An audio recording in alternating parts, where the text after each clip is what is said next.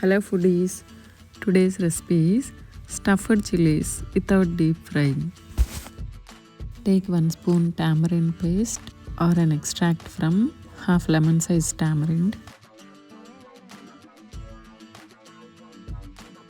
Add 1 spoon fried groundnut powder, 1 spoon fried sesame seed powder, 1 spoon coriander powder, half spoon mirchi powder, half spoon turmeric, half spoon cumin powder. Mix this along with the tamarind paste. Now clean the big thick green chilies which usually used to make bhajis and all.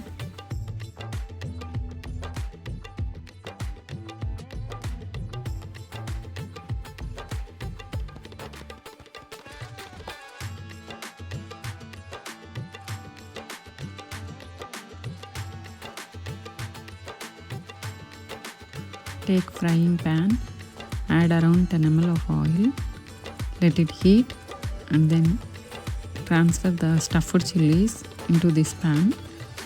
Let it fry on both the sides.